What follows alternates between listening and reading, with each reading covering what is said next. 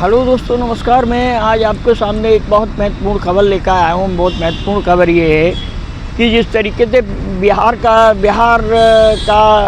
विधानसभा का चुनाव चल रहा है, बिहार विधानसभा के चुनाव में एनडीए और महागठबंधन के जो अलायंस पार्टनर हैं वो अपने अपने प्रत्याशियों के लिए चुनाव प्रचार करने जा रहे हैं। लेकिन इसी श्रेणी में एनडीए के एक बहुत महत्वपूर्ण राज्य के पिछड़े वर्ग के मुख्यमंत्री मोहन यादव को भारतीय जनता पार्टी ने नहीं भेजा। इसका क्या कारण है कि जिस तरीके से मोहन यादव को, क्योंकि बिहार जैसे राज्य में वो यादव कम्युनिटी से आते हैं, यादव जात से आते हैं और वो बहुत ही महत्वपूर्ण यादव एक ही मुख्यमंत्री है भारतीय जनता पार्टी के पास, लेकिन फिर भी उनको बिहार चुनाव में नहीं भेजा है।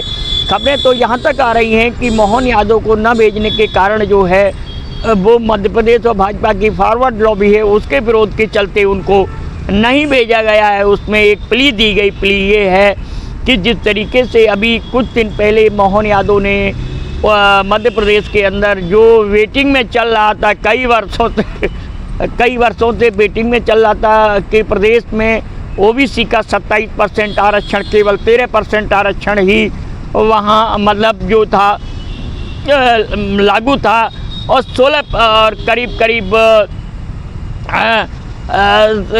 17% आरक्षण वहीं वहीं जो था वो बाकी आरक्षण लागू नहीं था।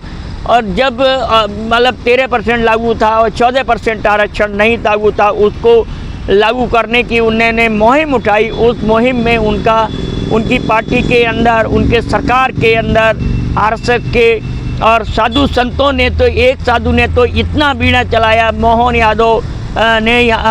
यादव के बारे में ये तक कहा गया कि नरेंद्र मोदी जी मोहन यादव को जल्दी से जल्दी हटाएं, नहीं तो ये पूरी भाजपा ख़त्म कर देंगे। इस तरीके से साधु संत तक उनके विरोध में उतर आए और फॉरवर्ड लॉबी अघोषित रूप से उनको समर्थन दे रही थी। तो यही सब चीज़ को ध्यान में रखते हुए भारतीय जनता पार्टी की जो फॉरवर्ड लॉबी है और जो कोर कमेटी है, उन्होंने बिहार के अंदर नहीं भेजा, क्योंकि बिहार के अंदर खासकर ये देखने में आया है कि भाजपा का जो कोर वोट है वो वहाँ पर कास्ट है, ब्राह्मण, बनिया, राजपूत, भूमियार और कायस्थ, इस तरीके का वोट है।